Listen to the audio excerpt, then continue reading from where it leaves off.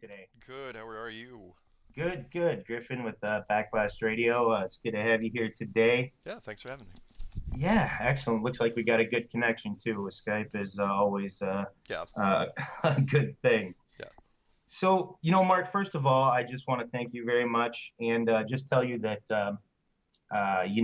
your Flat Earth Clues video series is kind of what has gotten me into this whole subject matter and kind of how it got me to start looking at things a little bit differently than what I've been taught since probably the second or the third grade. Yeah. And I'll tell you, it's very interesting because I started off with the mindset of trying to kind of prove you wrong. I thought uh, some of what this guy is saying is interesting, but I bet if I took 5 or 10 minutes, I could blow this out of the water. Yeah. And you know, uh, about 3 months later, I still have not been able to do it. Yeah. And I wonder if you got into this kind of with the same mindset. Did you hear something that made you think I'm gonna put this to bed in 10 minutes, and that's gonna be it? Yeah, I thought actually because I'm not exactly I'm not a quick problem solver, but I am what I consider to be creative, and so I thought I could shoot it down in a weekend because when I looked at it, yeah, I kind of joked about with people that if you don't try to debunk this right away, there's probably something wrong with you. Because That's that's it. that's what every in fact Flat Earth asshole, his channel, horrible name, but his line was pretty good. He goes, I'm a flat earther because I tried to debunk it and I failed. And that's what we all, I mean, I did the same thing. I try to say, okay, I mean, I was intrigued, like a lot of people, is like, okay, it sounds interesting. Sounds like, a potential sci-fi movie of the week, but it can't be real because we all know. And then of course I tried to disprove the Matt Boylan story. Right. That was my big thing. It's like, okay, Matt Boylan's got a great story going there, but there's no way, I should be able to punch holes in it. And I was stubborn, and I worked on it for months, and I just couldn't do it. In fact, it just got worse and worse because every time I thought I had something, it opened up. You're pulling on threads, and those threads kept leading to more and more threads, and then finally you're just covered in yarn. You don't know what to do. It's like, okay, well, then the only alternative is it must be real. And that's when I, yeah, made the clues and I put it out to the internet and said, okay, I think it's real. And of course, I didn't invent flat Earth, but I said, I think it's real. Here's my translation of it. Prove me wrong. And now, not only has nobody, no, there's no silver bullet for this thing. Not only has nobody proved it wrong, but now I've got one radio show, and I've got another one in the works, and the book's been done, and there's apps, and now there's people calling me, subject matter experts, which I just love, and they're calling me saying, yeah, I think you're absolutely onto something. I'd like to talk about it. I'm in the Army or the Navy or the Air Force, or I'm an engineer. It's like, it's okay. So that's where I You, am now. Mark, on that subject, I've seen some of this stuff, some of the people you've had on, and I mean, these are not people that are broadcasting from their mother's basement. I mean, these are active military, Yeah. some of which was security clearances. You've got you've got ballistics guys. I mean, it's pretty crazy. Some of the people you get on, and it seems like they're genuine. I mean, I think I seen a video of one guy proving he was in an actual test Oh, facility, and oh yeah. I've never even seen a room like that. That was Sean McCrary, the United States missile instructor, active. He's still in the United States Navy right now, and he was the very first guy to come out. And God bless him, because when he came out, not only because he knew he was going to be challenged. It's like, well, this guy's not real. Like anything. If Photoshop can do stuff for images, anybody can do anything for information. You can just tell a story. And not only does he take a live video of him, an unedited video of him flying to the USS Iwo Jima, with an amphibious assault ship, which is kind of like a mini aircraft carrier. But then he takes another video, super quiet, no dialogue, of him actually in a Sparrow missile system training room. I've never even seen a Sparrow missile training room, and I've seen a lot of military video over the years. There he is, and just to make sure, just to drive the point home, he writes down on a cocktail napkin in a grease marker, flat Earth, and then my name, and then shows his face. It's like, that's incredible. And of course, there's still people saying, "Oh, that doesn't prove anything." What are you talking about? Has anyone even you can't make up a missile training room if you've never seen one before. It's not like it's a mock-up. So it's great. Uh, I've seen that video, and that room is not something that you can fake. Those No. were missile systems that would be on United States ships, and he was definitely in full uniform. And Yeah. I can't believe he showed his face because now I'm wondering what his commanders and COs are thinking of this. But Well, it's clever because I initially thought it's like, okay, is he really nuts? No, because he wins either way. Because either he becomes this eccentric guy, kind of unusual in the military, or he gets in trouble and they try to throw him out on a Section 8, an insanity thing. But if they even start that process, that's a media gold mine because he can, all he has to do is go to a lawyer and say, you know what, they're throwing me out for Section 8. What, you're crazy? Yeah, I told people I believed in the flat Earth. But he'd pass all his all psychological evaluations. So if you're not crazy but you believe in the flat Earth, does that make the flat Earth true, or does it just make it a belief? It's really weird. But he could, that could be a fun road for him. So no, it's a win-win for him. And so far they haven't tried to throw him out yet. So that's great. no, that's right. That would definitely be huge news. It would be everywhere, Oh yeah. and it would definitely start the ball rolling. And even if guys like this aren't convinced, the fact that they're looking into it, asking questions, and I think that's one of the good things that the flat Earth movement has going for it is most of the people who are looking at this and asking questions are people that are very capable of critical thinking. The ones that aren't are the ones that would never even look at this, even if there was a mountain of proof smacking them right in the face. They Yeah. turn away from it. They don't even want to hear it. Yeah, the first step of where the stages of grief, the first one is denial. It's always denial, followed by anger, bargaining, depression, and acceptance. And I've told people that it's true. The only immunity from this theory, the only immunity you have is not to look at it. It's like a Pandora's box. If you even open that box and stare inside it for even a minute, you're gonna have to deal with it. But if you don't look at it, then you could just say, "Well, that box is stupid. I'm never opening that box. It's a dumb box, and you're stupid for looking in the box." And that's where people go. So there's this weird. That's why it's so polarizing, because people will, and you've seen this in the forums. I mean, the people. I've never seen. Never. I'm absolutely deadly serious when I say this. I've never seen a topic, and I don't care if it's conspiracy or non-conspiracy. Forget about conspiracies. Think about just controversial topics like abortion or stem cell research or black rights or gay rights or women's rights. Sandy Hook. Yeah, yeah, or just pick your poison. Nothing is as polarizing as this, where people just get really, really worked up and just, I mean, the battles never end. But you think it's the most ridiculous conspiracy ever. So why is everyone arguing it? It's because it's because of the conditioning. It's the only thing we debunk to children, which is, and you're thinking, well, what do you mean you're not debunking? I think no, but you are putting a globe in their classroom as young as they can get into school. Kindergarten classrooms have them, and the kids are allowed to play with them, and it seems very innocent and innocuous, but there it is. Which is why, like recently, if you've caught this stuff, because I have to look at this stuff every single day. There was a girl, I think she was like 12 years old, she had like 90,000 subscribers. How's that fair? And Wow.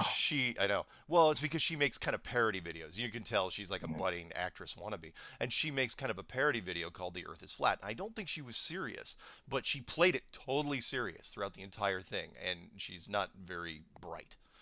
and and so then people are looking for unusual things even in the demographics of tweens and teens. So this other kid comes out and he must be, I don't know, 16 maybe 17, kind of a Jersey Shore wannabe kid, and Okay.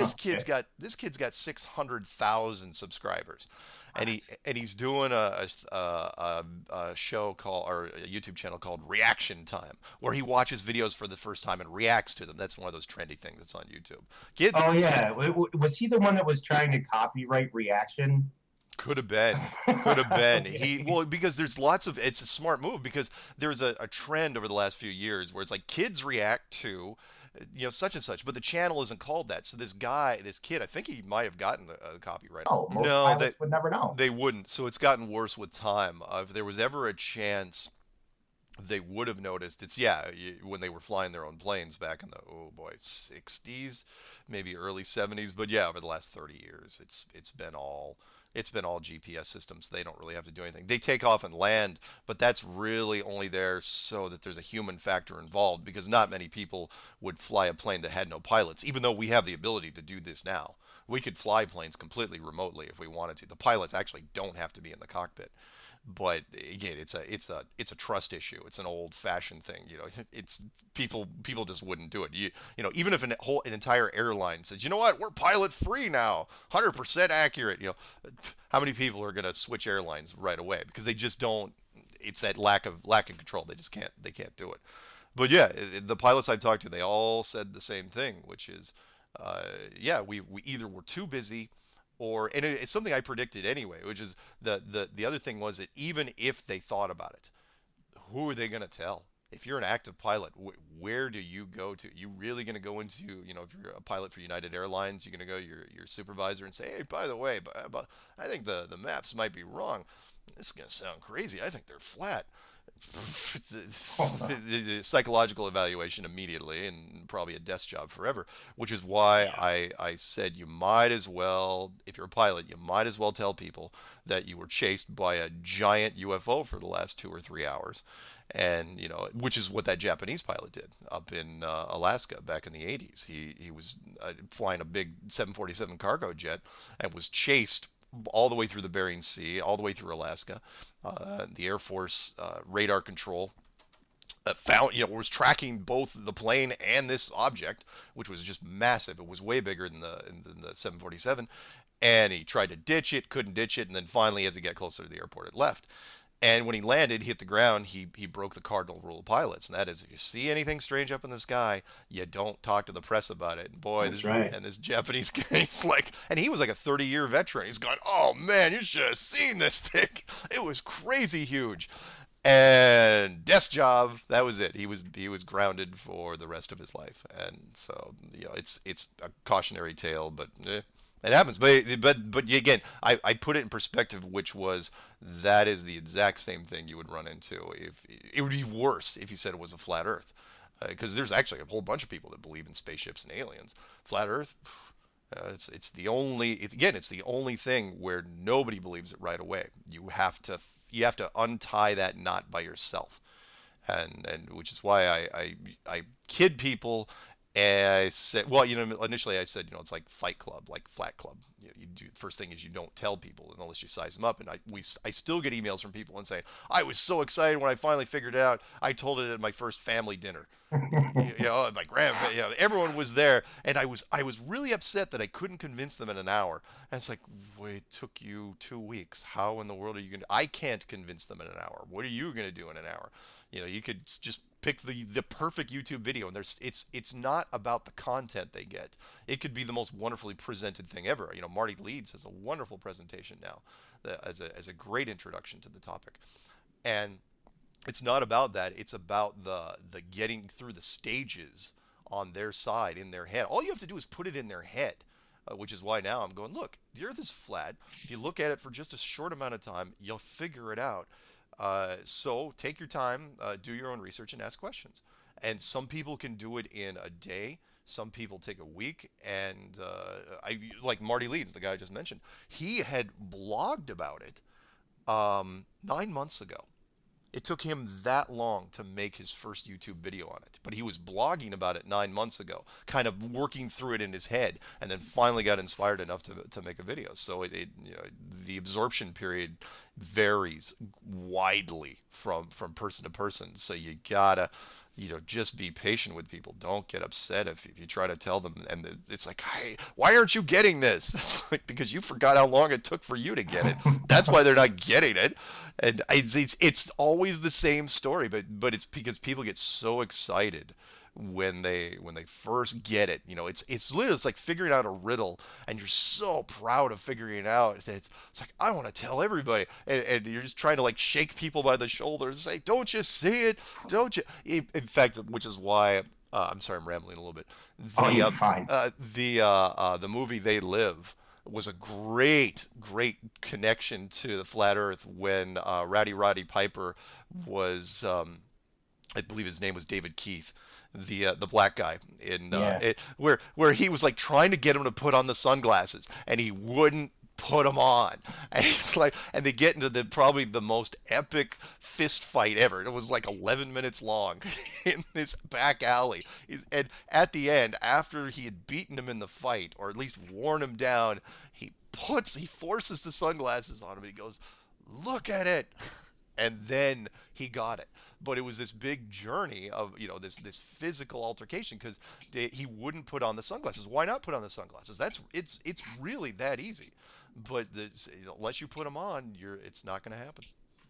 That is a great and perfect analogy because, first of all, that movie is just a cult classic Oh yeah. and an epic movie. And that scene in particular is fantastic. Yeah. But that is exactly the case with Flat Earth, that exact scenario. Yeah. Yeah. Yeah. Uh, And yeah. by the way, it was one of John Carpenter's best. I was a big John Carpenter fan, and most people don't know. If you're not old enough to remember who John Carpenter is, he basically owned the science fiction and horror world of the 1980s. He could do no wrong, and he was just a wonderful guy. And was, I think, in my opinion, what probably did the best. Because every book that Stephen King's ever written has been made into something. And I think he did the best translations of just about everything, with the exception of maybe The Green Mile, which was not science fiction or horror, maybe. So. What about The Shining by Stanley Kubrick? Because that's tied in intimately to a lot of moon conspiracies. You know, it wasn't one of my favorite Stephen King translations, but it was an excellent movie, and then turns out to be not even because Stephen King was very upset about how the movie was translated. Oh, he hated it. But Hated it. when I saw Moon, or I'm sorry, Room two three four Room 237 and 37. Kubrick's Odyssey, it was very interesting because I got it, because I didn't even watch it until I got into Flat Earth.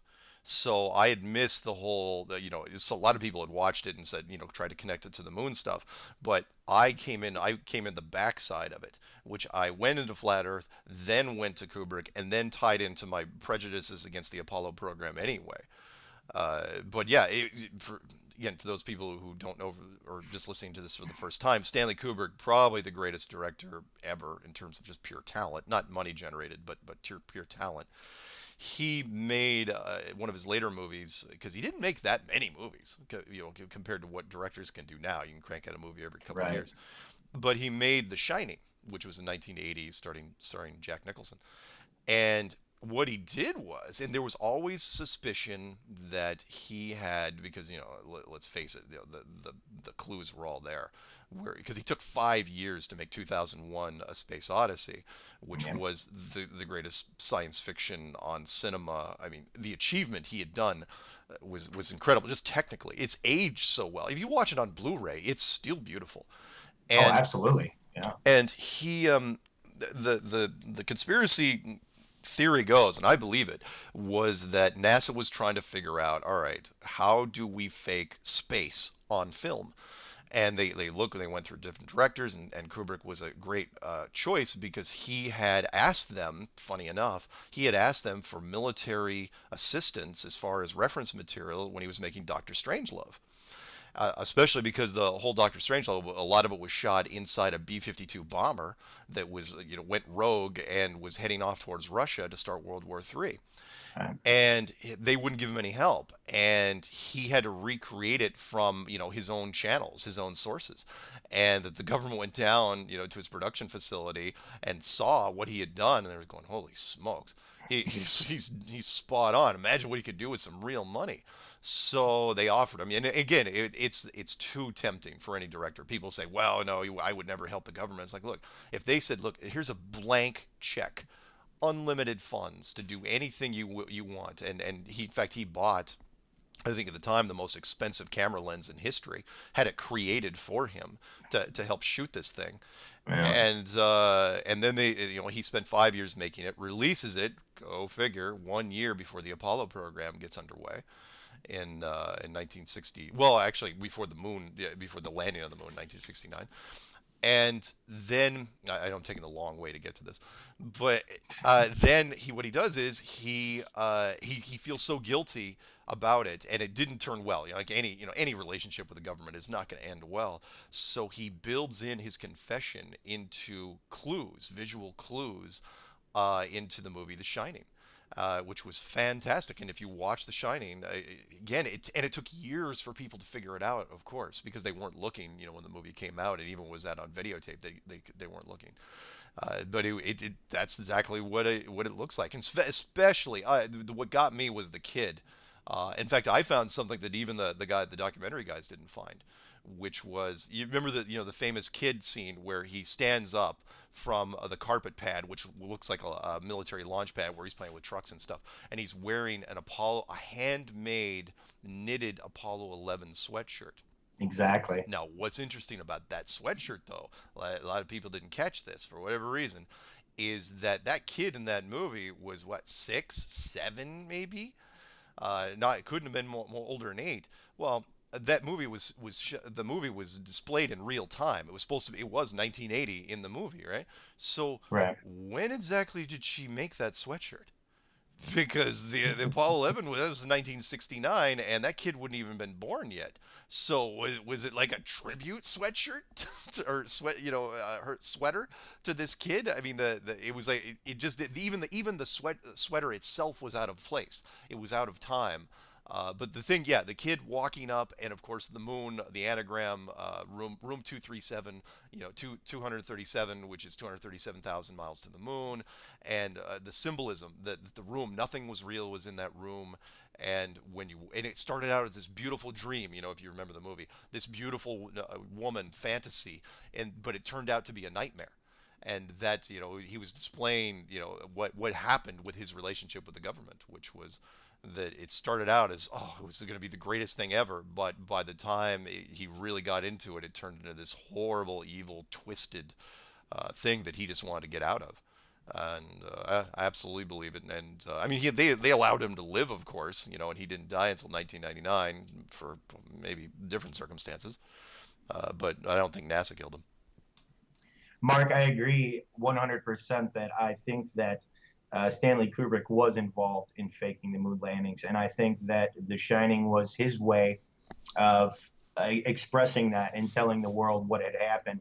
I think that it's very telling that there's been so many movies and so much speculation from people who are smart, who are looking into it, that know that that's the case. And what do you know? All of a sudden, we get that fake Stanley Kubrick interview out on YouTube that goes viral.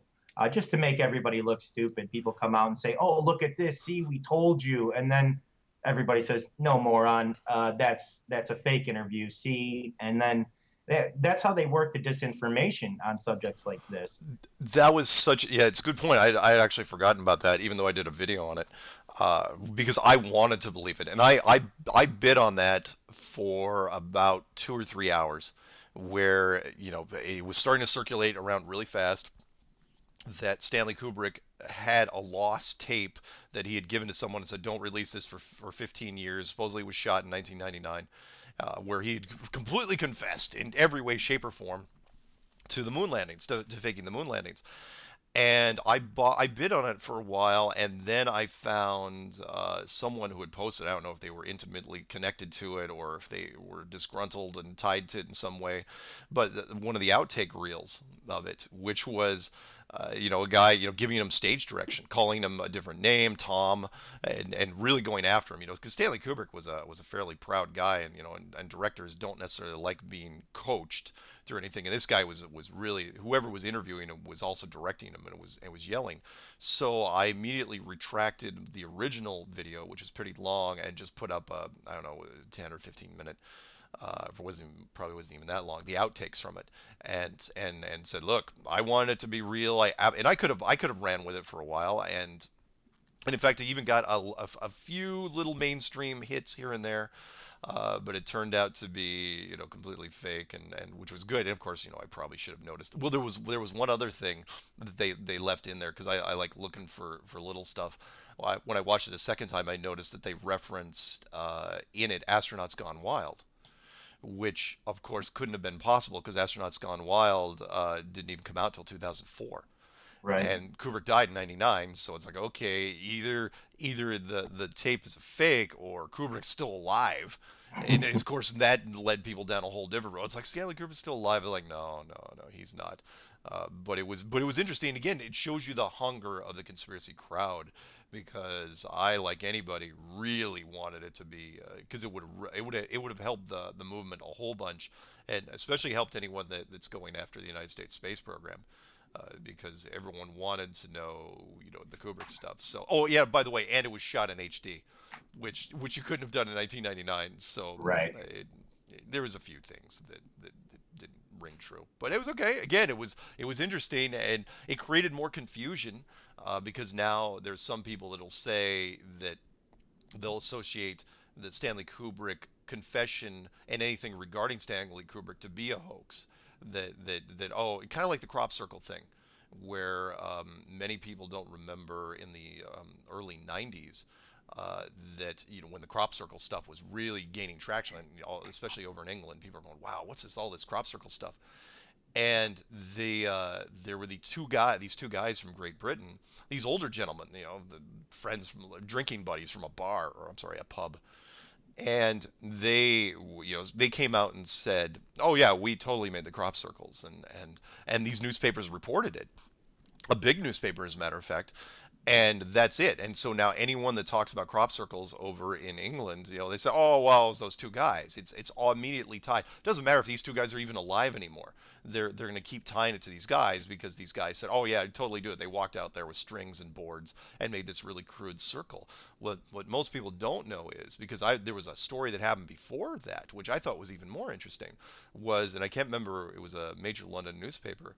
They had said, they had offered money to the first people that could come out and say they could do a crop circle.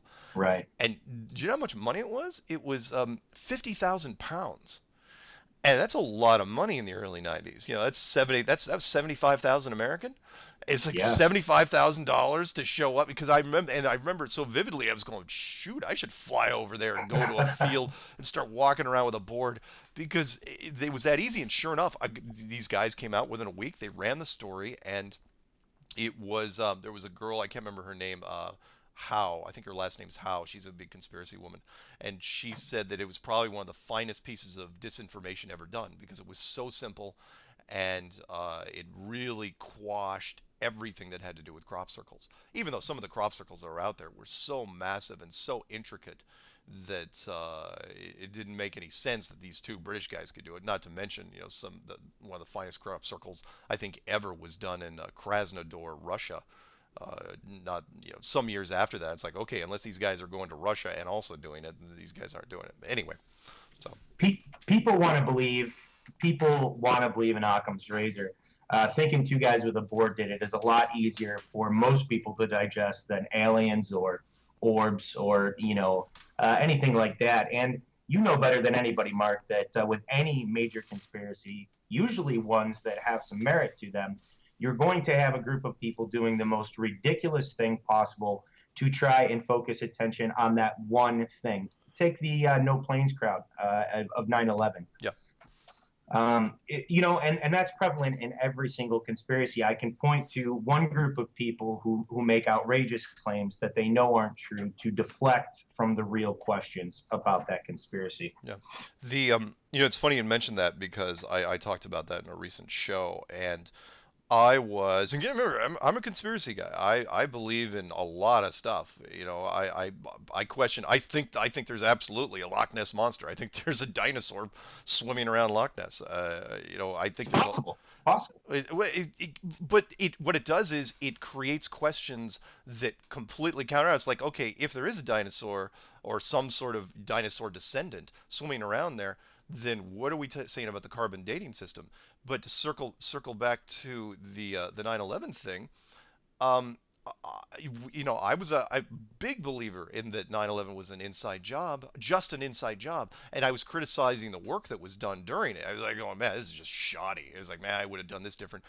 And then I watched a video that said, there were no planes involved, and my first reaction was, "Get out of here! There's no way," because I saw the videos, right? Right. Like everyone's like, I saw the footage. I saw, those close-up videos. I saw the plane go into the building. I saw the plane go into the building. And I completely, again, because you're not looking for it, I completely disregarded all my experience over the years with ballistics, and I was going, wait a minute, well, yeah, I know ballistics about as well as anyone, as far as shooting and objects traveling at high speeds and what can be done in conservation of energy and physics. It's like, and all of a sudden I'm going, wait, an airplane is just a really slow, hollow aluminum bullet. A slow hollow aluminum bullet can't penetrate a steel of any size. Forget about 2 foot thick steel. It can't penetrate that. I don't care how much kinetic energy it's got behind it, and especially even if you said the fuselage could punch in because it's tubular. The wings certainly wouldn't. The wings would have just flattened on the outside, ignited into flames, and that would have been it. They wouldn't have gone in like that. And I'm just going, wait, but I saw the video, right? You're getting these. Your mind is getting two different messages. And it's like, okay, if one of two things is wrong, right? Either the ballistics, your ballistic knowledge is wrong of how metal on metal at speed works, or the video is fake. And it's like, but the video can't be fake because the mainstream media ran it, and then you're going into that. It's like, wait, the mainstream media couldn't have run that footage, right? And then then the size and the scope of it starts to hit you. It's like, wait, what exactly am I looking at here? And then I started at that, as soon as I opened my mind even a little bit, then I started looking at everything that had to do with 9/11, and it's like, and it shouldn't have surprised me because of the Building 7 scenario, which was, oh, that was the other thing that I got almost immediately because I used to teach proprietary software in time and attendance, which is timekeeping software. So I knew just about everything about time zones, especially American time zones, and everybody screws up the time zones. So when the British The won, BBC did. yeah, well, yeah, that's just it. Everyone, like, there's a lot of Americans that still don't know there's four time zones in the United States. They go, well, there's Pacific and Central and Eastern. It's like, no, there's Mountain too, but nobody knows that because hardly any the population is pretty thin in the Mountain time zone. So when a British reporter is reporting that Building 7 has collapsed 20 minutes before it even fell, and it's just still smoking over her shoulder and hasn't fallen yet. I totally got that. I was going, oh, I get what happened. They told them to run this broadcast at a certain time, and they screwed it up by an hour. They had forgotten. So instead of running it 40 minutes after it happened, they ran it 20 minutes before it happened. And I totally understood that. But at the same time, the planes thing threw me because, again, yeah, I saw the video. The video was so compelling and so convincing that and because we were so shocked into it that we accepted it as real. Or as the line from the Truman Show goes, we accept the world that is presented to us. And if the mainstream media presents a video to you, the very first we are taught our entire lives, the first thing we're going to do is accept it as fact. And in that case, it turns out that was not the case. Mark, you bring up a very good point. Now, the BBC reporting about WT7 collapsing is absolute 100% proof of some kind of foreknowledge of that event taking place. Yeah. And people, when presented with that believe the official story, you would not believe the defense of why this could have happened. When in reality, there is no way that a mainstream media channel could have reported. It is still to this day the only steel framed high rise in the entire history of high rises that has ever fallen due to fire, Yeah. partly at free fall speed. Yeah.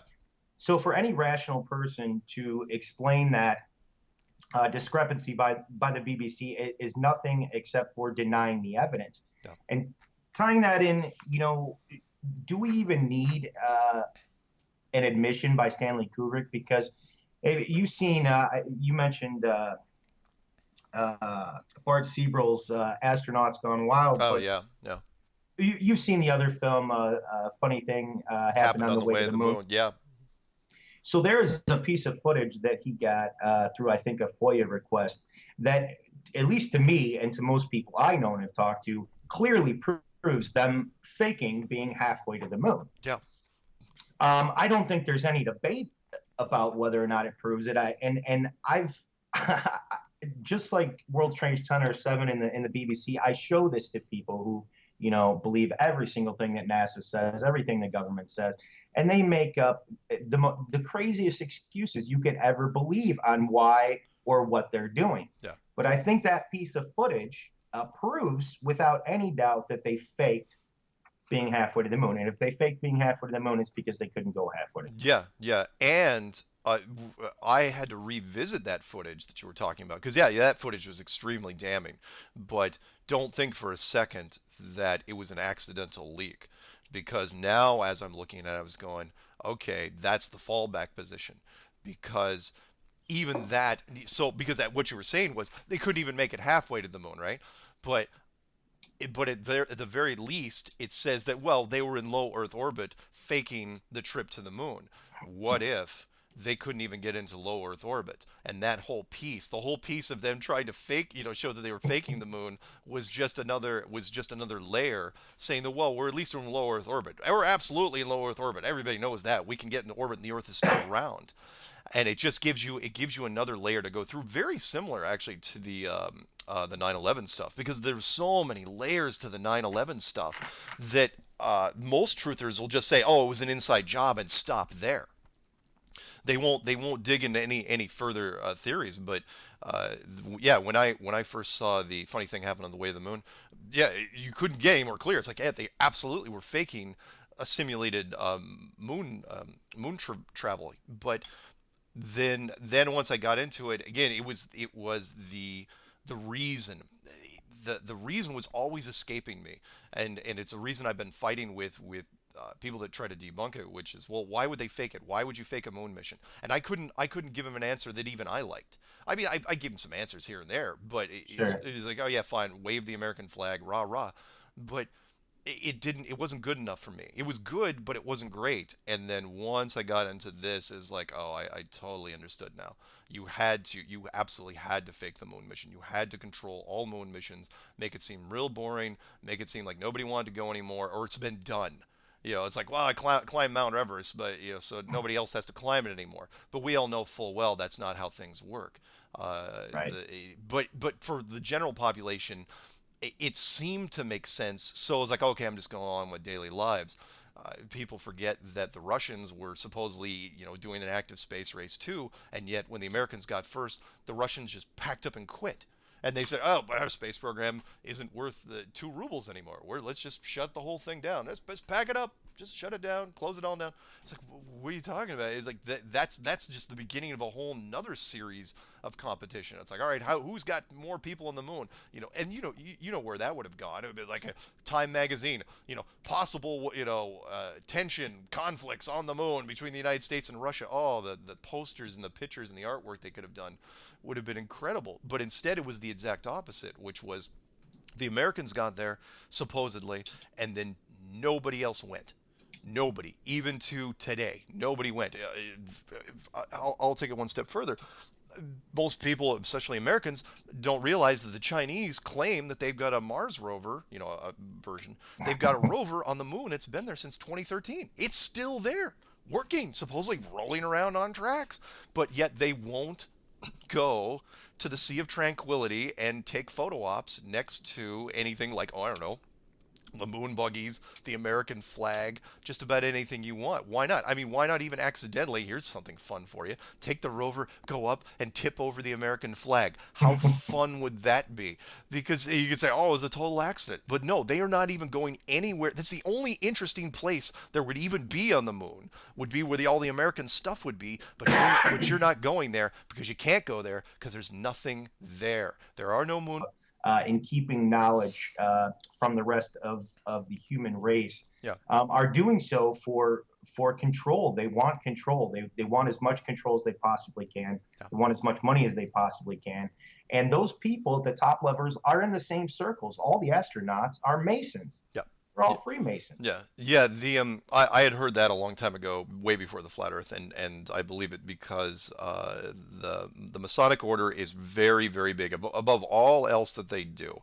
And I've read their books. You can buy Morals and Dogma on eBay now. Widows have been selling those things for years.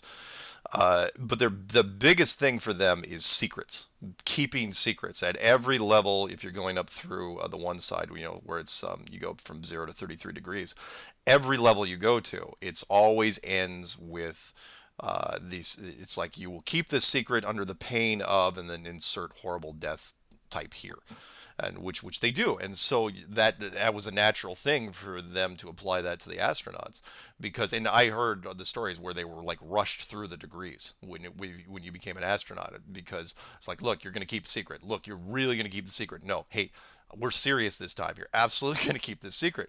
And so, yeah, that was the big thing, especially with the Apollo astronauts. Now, I don't know if they still do it now, because they did learn from their mistakes, and that was, did the Apollo astronauts know what the shape of the Earth was? Yes, I do think they know, and it weighed so heavily on them, and the secret weighed so heavily on them, because it delved into spirituality, that Yeah. they really freaking lost it. Because again, they had to lie on camera, and they had to lie a lot, and their conscience just couldn't really deal with it.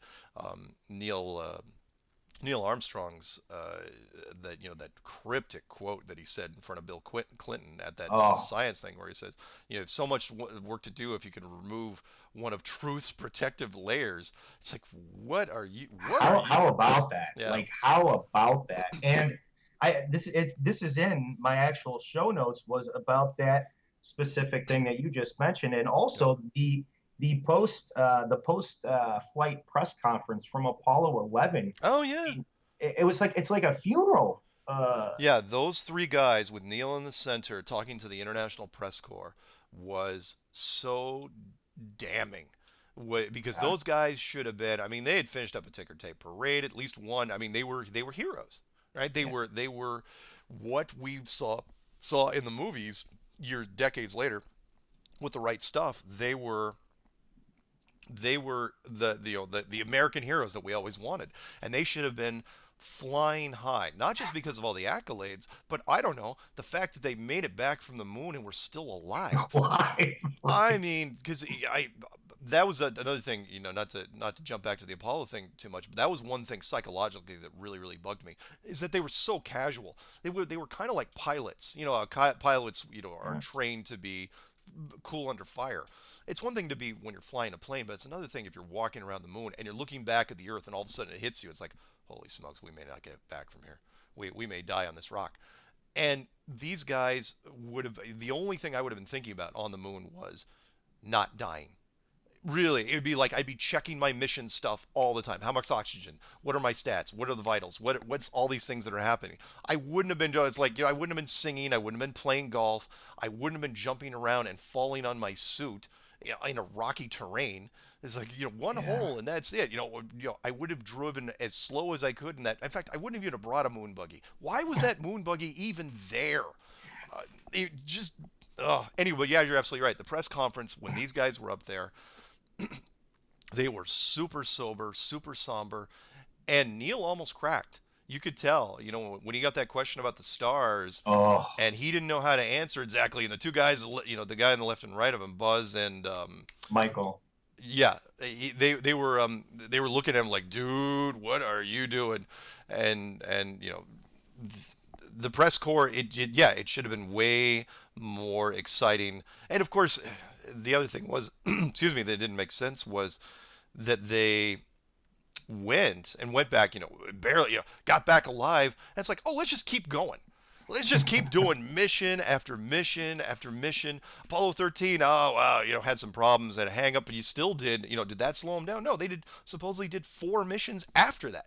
14, 15, 16, and 17, and then supposedly quit because TV ratings were going down. Bunch Right. of crap. You could have created drama, anything you wanted. It was ridiculous. And again, for people that aren't quite getting it, well, even let me throw one more out thing for you, which was Neil deGrasse Tyson, who's got his own TV show. He does Nova, and he brings on physicists. And there were some younger female physicists that were on his show fairly recently, and he was talking about the moon, and they were kind of messing with him. They're going, yeah, that was like a thing, right? Like it was ancient history.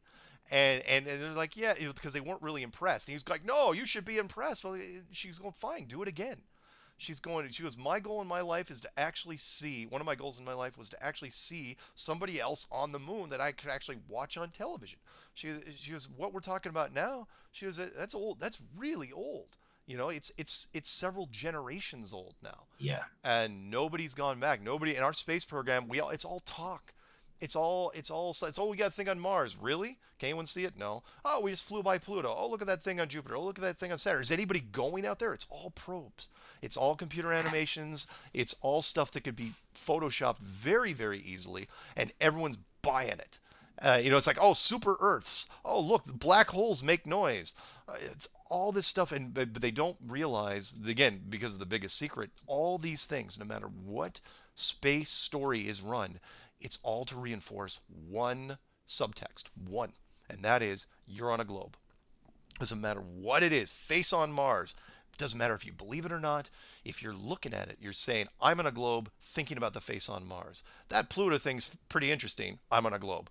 No matter what it is, every string points back to a globe, and that was the whole point. That's the whole reason NASA was founded, was to keep this thing a secret as long as possible, and it looks like 60 years is about the limit of it.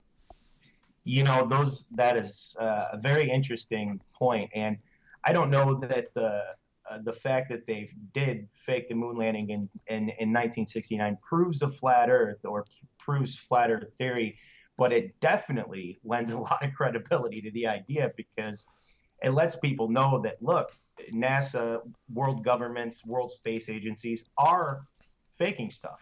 Oh For yeah, what reason? Who knows? But they are doing it. the we everyone knows the saying that history is written by the winners. That's the nice version of it.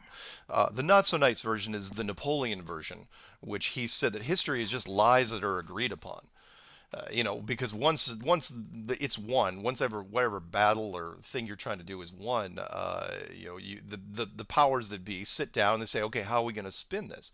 A perfect example would be the layers. If and I mentioned this because there was something that we've been trying to remove for the last couple of years out of the United States textbooks, and that's slavery, because it makes us look bad, right? And Right. people think, because in fact I had a history teacher, he was great. His name was Tom Felgar, and he was kind of controversial back in the 80s. And he would say, okay, why did we fight the Civil War, right?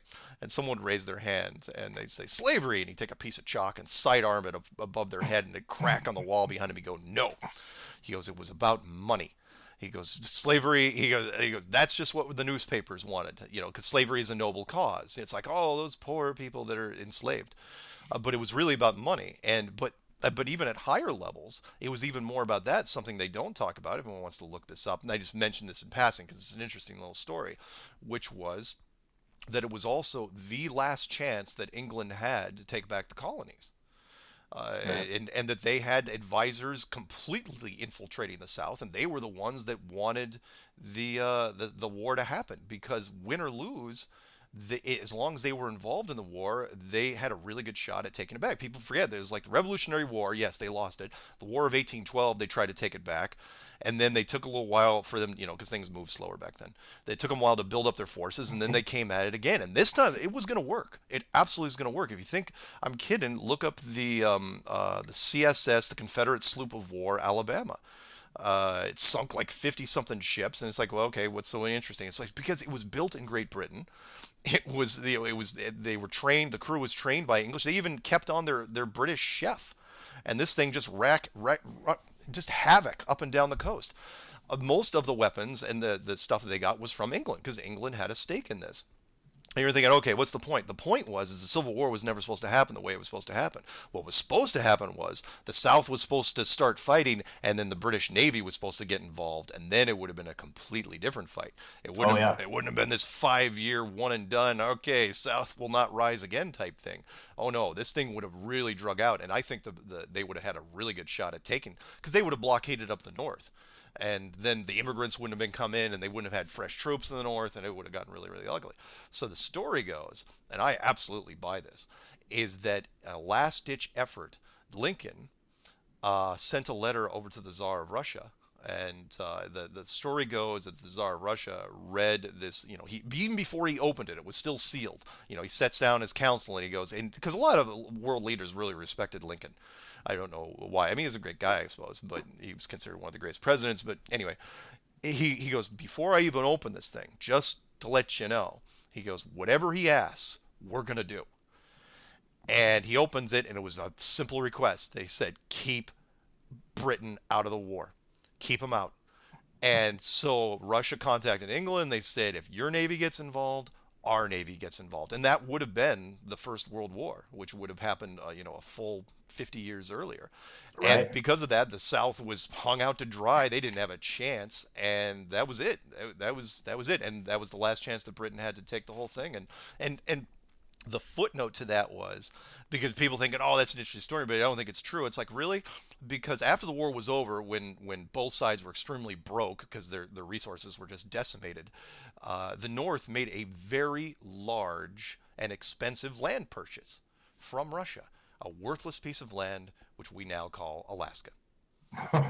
And it was done literally right after the war ended. And it was like, because everything comes with a price. Like, you owe us. It's like, here, buy this snowy piece of crap that we can't get to anyway because there's water in between it. And that's what they did. And and oil was found. But the point was, to get back to what you're saying, is that we nobody knows these stories because they're repressed.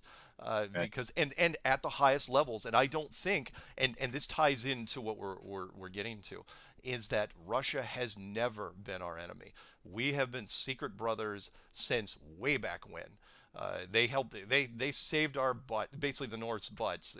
Back in the Civil War, they were our allies in World War II. The Cold War was just a sham because they were with us down in Antarctica when Admiral Byrd was doing his thing. And Sure. I think they were right there. And I think we went to the Russians first and says, look, we can't pull this off by ourselves. The United States cannot hide this thing by itself. We need help on the other side. And they said, you know what? We're in.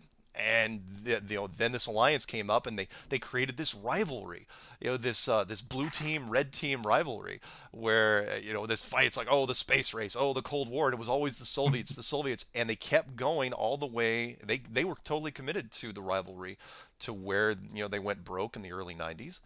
And even now, I don't think I think if push came to shove, I think they'd be right there with us if something happened. So. The military industrial complex loves Cold Wars as much as real wars. Sure. Stockpiling of nuclear weapons, arms, creating new technologies to, say that is for the defense of the country during these wars. It's all about money. It always is. Yeah. But let me ask you, Mark, Hmm. going back to some specific things, because the people I talk to, and you probably hear the same things all the time. People talk about stuff like the Coriolis effect, which Sure. is the biggest thing that I know when I did my own research. I'm just convinced that it doesn't exist, and I hear people all the time say, "Oh, the Coriolis effect, the Coriolis effect," and the fact is, when you do a base amount of research into it, you can very easily find that there's nothing even remotely like the Coriolis effect in anything. No. No. As a matter of fact, yeah, that was one of the few. That was one. That's interesting you bring that up because when I was going through my subject matter people over the last 6 months, they all, especially the military guys, they said the same thing, which was, I can't vouch for exactly what shape the world looks like, whether it's flat or it's kind of bubblegum shaped or whatever it is. Because I can't really vouch for that, but what I can tell you is it's not moving. And everybody said that, the Navy guy, the Air Force guy, the Marine guy, and in fact, it's interesting because the mainstream media will talk about especially if they do a sniper movie, they'll say, oh yeah, he had to count for the curvature of the spinning of the earth in his sniper shot. And yet I had a United States Marine Corps sniper instructor say in a statement that, look, it's not even in the manual, that's not there. And even physicists, they ignore some of their experiments from their colleagues, like the Michelson-Morley experiment, which was when he was looking for ether, the ether that was moving through the solar system.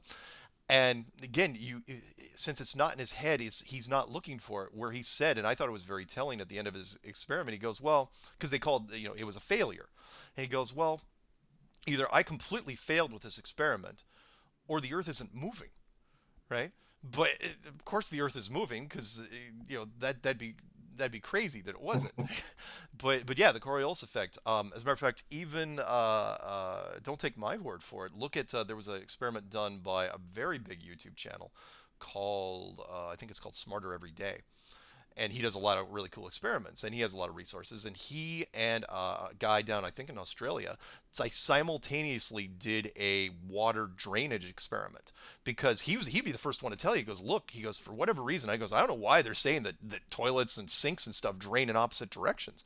He goes, because it's completely inconclusive, that you cannot, it's got to be the way they're designed, because Shape of the basin. yeah. He goes, I can't see it. So they had to create their own drain experiment, and it was huge. I don't know if you saw these. It was great. These big kiddie pools. They customized these kiddie pools where they filled them up, and they put a single drain right in the middle, a big tube that went all the way up to the top, and put the water level, right at the top, and made sure they like had them both sit in an area where there was no weather, and they made sure it was absolutely dead calm, and then to make sure the water was not upset really in any way, shape, or form, they took eyedroppers with food coloring and made lines so that they could tell once they hit the drains where how it would spin.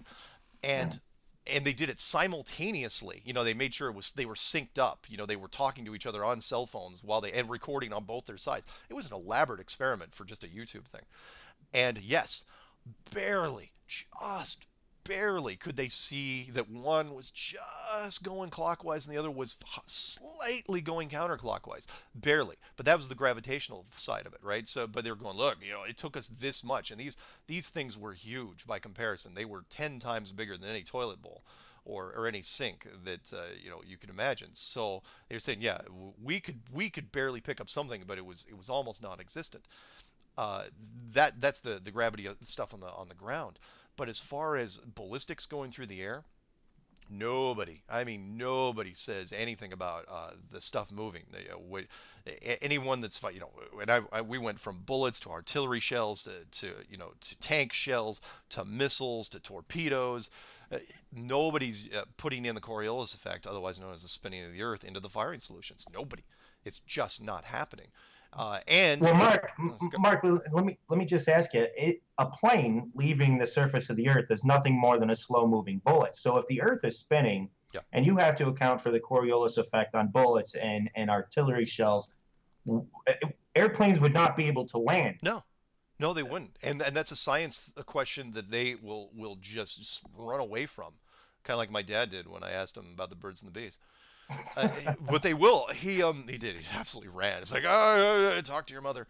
The he they do, because it's like, okay, what height do you have to be at, and what speed do you have to be going to start escaping the Earth's gravity? And don't give me that crap about escape velocity. That's different. That's when you're breaking out of Earth's orbit. What happens on the Earth? Because no matter what we do, how high a balloon goes up or how fast a plane is going, no one ever hears that that plane went fast enough and high enough that all of a sudden the gravity wasn't applying to it. When does that happen? We don't know, but you're absolutely right. A plane, because and scientists, in fact, I debated two scientists the other month, and one of them said the Coriolis effect absolutely exists when it comes to ballistics. The other one said it doesn't. And I'm going, okay, well, if it does, then yeah, what happens with planes? Because you would never be able to hit a moving runway that would be moving at a sort of speed. And you'd say, well, okay, maybe the runway isn't moving at 1,000 miles an hour, but planes have to be precise. So even if it's moving 10 miles an hour, you're gonna hit a moving. Even aircraft carriers, they make sure they're as absolutely as stable as possible and going in one direction, and they don't fly in really really horrible weather if they can help it. And that's an aircraft carrier. A moving tarmac. No, Forget it. no, never gonna Forget it. happen. Never gonna happen. So, you know what? I think the Coriolis effect can be disproven pretty easy. Anybody that uses that argument, anybody that I've debated on that point has not been able to explain why it would affect artillery and bullets, but not airplanes, because I think it's impossible to explain. Yeah. Yeah. Um, Yeah.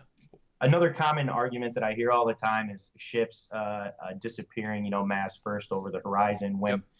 When I just tell them if that's the case, if they are going over the curvature of the Earth, then by zooming in with a digital camera or looking through a pair of binoculars would not bring that back into sight. Yeah, yeah, that's the response that most people should get if they ever see that pirate ship video that gets thrown out there a lot, and that because the pirate ship video is incomplete, and that is if a ship supposedly disappears, and we can, you've seen there's a bunch of videos out there now where you lose it with your naked eye, fine, then you zoom in with a camera, and you get the boat back. Now, maybe the ship hasn't far enough supposedly to get over the curvature of the Earth, but ships aren't very high. So then the ship disappears again, supposedly over the curvature, and you can bring it back again. The camera, what's really helped us, especially in the last 5 years or less, is the camera technology has really improved, and it's gotten so much cheaper. The Coolpix P900 is a perfect example of that. It's got such a massive zoom on it that it can bring back ships that are long gone. I mean, it's incredible watching, and I'm a tech guy. It's amazing watching some of these YouTube videos where they're when they finally when they zoom into a ship or they pull back from a ship, and you realize how far away that thing is. It's incredible. But yeah, the ship should be gone. That is the one rule when it comes to curvature you should not be able to break, which is if it's 8 inches per mile squared, eventually once the ship goes over the curve of the Earth, the hill of the Earth, you can't see through a hill. If a car drives over the side of the hill, if I get a pair of binoculars, that car is still gone. So if I'm looking over the water and a boat has gone over the curvature of the water, the curvature of the Earth, it should be gone. There's nothing you can do to bring that thing back. Right. And you can. The surveyor that made a video, we did one professional guy that came out. Of course, he was a geodetic surveyor, which means nothing to me because he might as well be an astronomer. But the surveyor had this one line which just shot his credibility all to pieces when I listened to it, which was it was in the middle of the video, and I was literally listening up until that point. I wanted to know what he had to say because there's two types of surveyors out there. There's plain surveyors which treat the world like it's perfectly flat, even though in their head they know that it's okay. It's got to be round because we're told it's round. It's a globe. And then there's geodetic surveyors, which assume that everything they do is based on a sphere. And so he goes, he had this line where he goes, yeah, I know about this 8 inches per mile squared. He goes, I know, that's the real curvature, but you're doing it wrong. You're applying it wrong. He goes, fine. So you can see the Statue of Liberty from 60 miles away. So what? It's like, what? That was literally his answer. He goes, so what? And he didn't follow it up with anything. He goes, who cares? I was like, wow, that's not denial in any way, shape, or form. It was like, so 60 miles away, which, is several thousand feet below the curvature of the Earth, and the Statue of Liberty isn't that high. And he's going, so what if you can see it? It doesn't prove anything. It's like, what are you talking about? You're on an ocean. You're looking at it. There's the curvature of the Earth right there.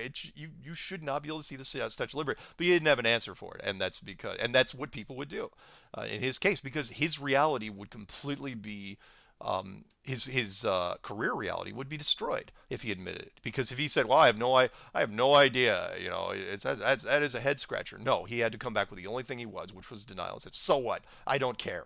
That doesn't even concern me. You're doing it wrong." It's like it's 8 inches per mile squared. It's not like we made it up. There's no such thing as flat Earth math. It No, doesn't. that is just the math. That is what it is. Yeah, yeah. Everyone supposedly can agree on this, but he said no. We're doing it wrong. I was like, well, fine. Tell us how to do it right.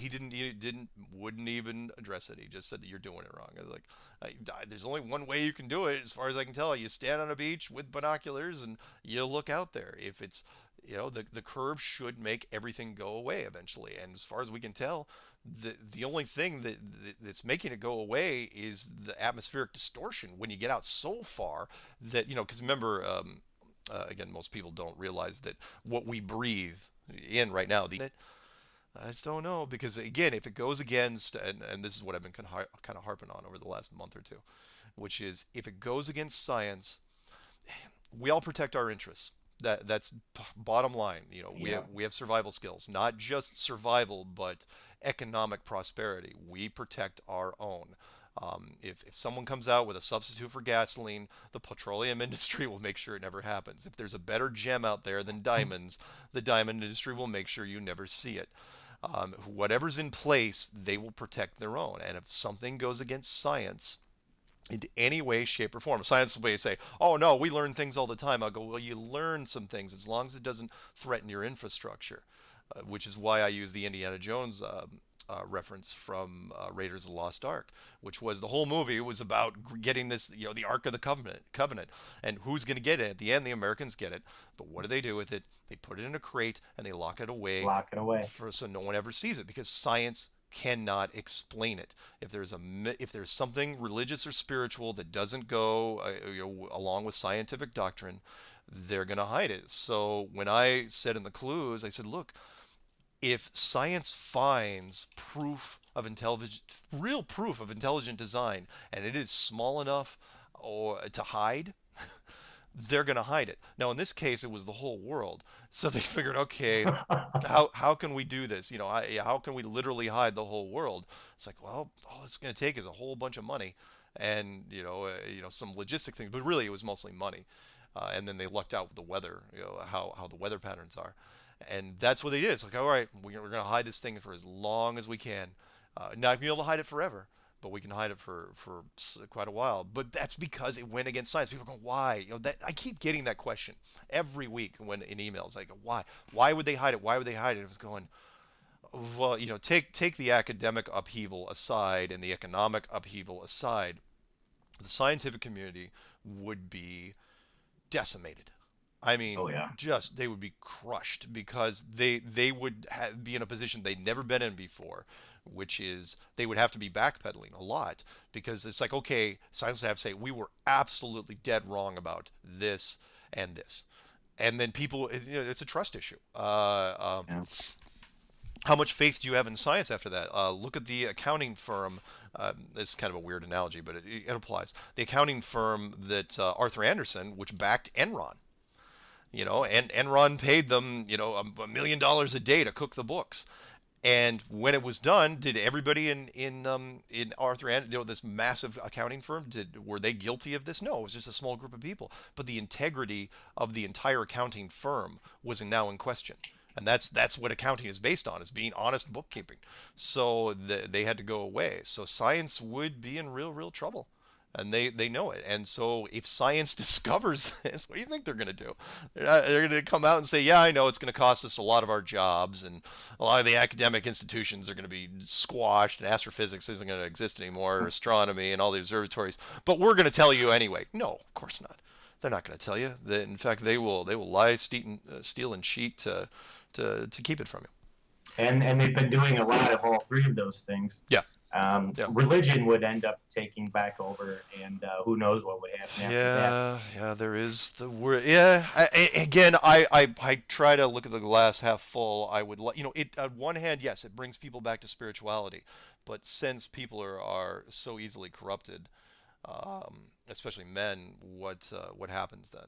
Do the religious institutions? I mean, I'm sure science would be like, holy smokes, it's going to be the Dark Ages. It's going to be the Dark Ages all over again. We can't do this. But maybe not, because it's real this time. It's not like back in the day where God or in actual proof of intelligent design was still a matter of faith. Yeah. Because again, if all it takes is one artifact, if the Ark of the Covenant did exist, think of the power that would have, or the Holy Grail actually existed, or the Spirit Essene, or whatever else is out there. If these existed at all, think of the realization it would have on the leaders. So would they be corrupted if they knew that it's like, okay, well, apparently God is real, so maybe we can't take all our money and buy a bunch of Rolls Royces. Maybe that wouldn't happen, but that would be the case, because all the religions would have their proof right then and there, and it would be, it has the potential to be something great spiritually. I just hope that it's taken in the right context.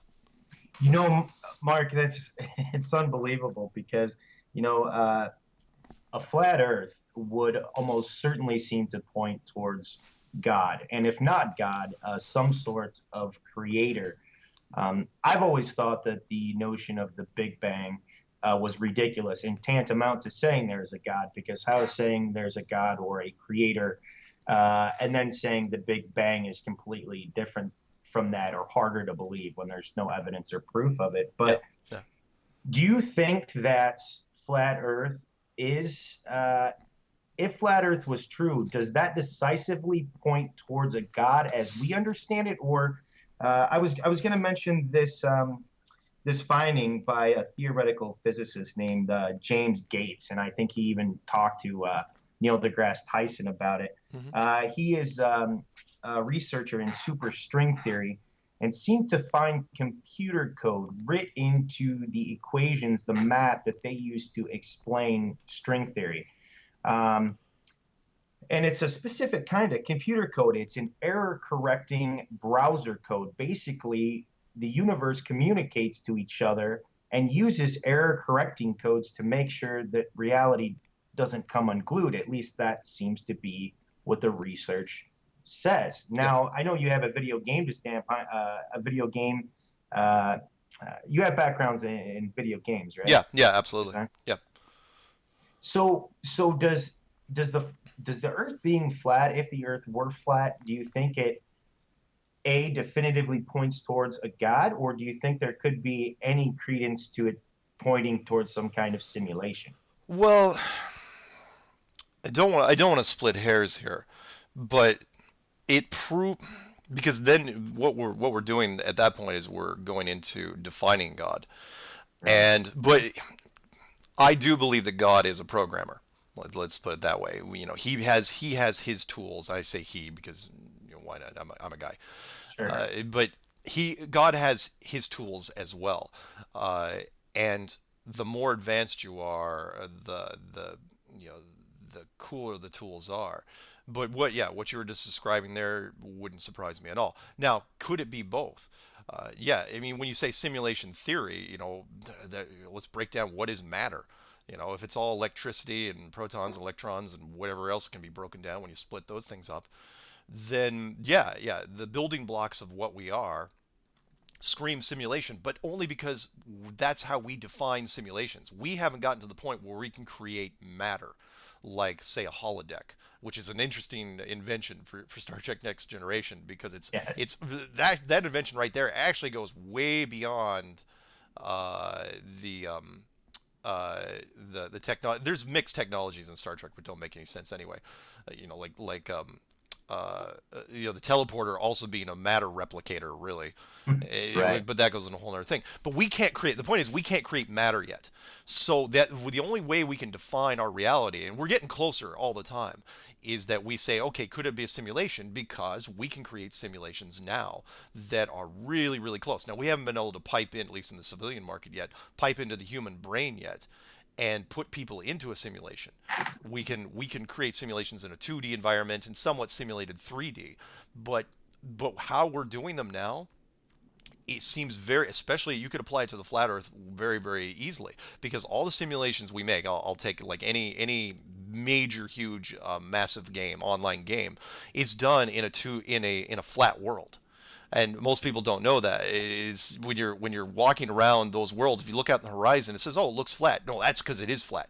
Because from a programming standpoint, it's much easier to build things in flat, and it's much easier, by the way, to simulate things in the sky that are real, because you put a cap on the sky because you can't go there. When I walk into a virtual world, I can see the moon up there, but I know the moon is only about 5,000, 10,000 feet up, because that's what the programmers built it to be, 5,000, 10,000 feet up. But since I can't get there, I don't have my own little spaceship.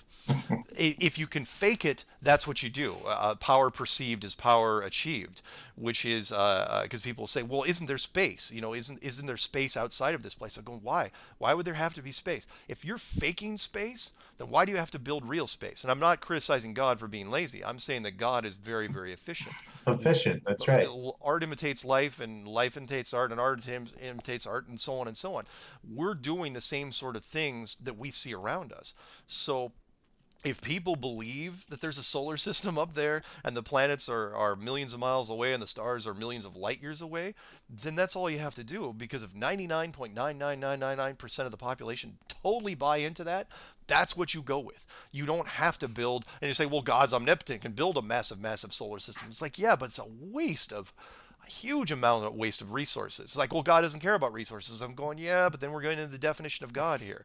If God wants to, God is going to work on I'm stealing a line from Contact here, which was an advanced civilization is going to function on multiple levels of efficiency, which is you make it as compact as you can because and then you make whatever population here. Remember, we were designed as well. If you believe that God, created this place, He also created us, which also feeds into the why we're so easy to fool with the power of illusion. Which I think why we were genetically designed to be susceptible to illusion and to visual cues. So we were designed to live in the simulation, totally keyed up to that, which meant that yes, it feels real to us, of course, because we're in it.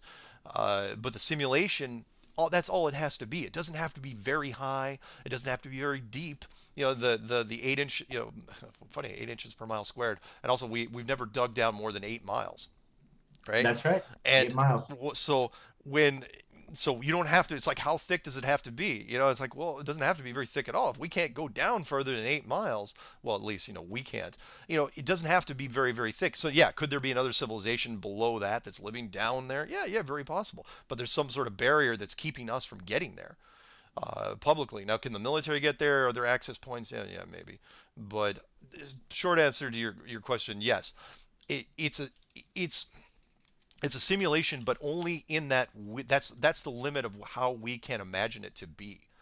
Right. Once we have the ability, and I don't think it'll ever happen because I think this thing will crack open before then. Because once we get into the Russian stacking doll argument, where we can create another smaller Russian stacking doll situation inside of ours, that's when it gets really, really weird. Sort of like the 13th Floor movie, a simulation within a simulation. Mind bending. Yeah, that's right. Yeah, so we can do it, but if we ever get to the point where we can create a holodeck where we create matter, then we'll explain it as something completely different. But it's just a limit of how we express things. Mark, this has been an amazing conversation. Unfortunately, I'm out of time for today, but looking down here, I can see I'm probably not even halfway through my show notes. So maybe I can maybe I can message you off air, and we can set something up for a part two because Yeah, yeah, let this me is know. fascinating, and I love hearing your ideas and your thoughts on things because it mirrors some of my own, and I think it just goes to show that people who are able to open their mind, use critical thinking, and apply that to actual knowledge, kind of all think the same way because we come to the most rational, sane conclusions when we look at all available evidence. Yeah, yeah, yeah. Thank you very much. It was a lot of fun, and I know I tend to ramble sometimes, but Nope, it's believe me, everything you say is very interesting. So I will be very happy. I'm sure everybody watching will be very happy to get part two, and I will get together with you soon to set that up. cool. And Mark, thanks again. Thank you, Great. thank you very much. Have a great day. All right, you too. Bye bye. Bye bye.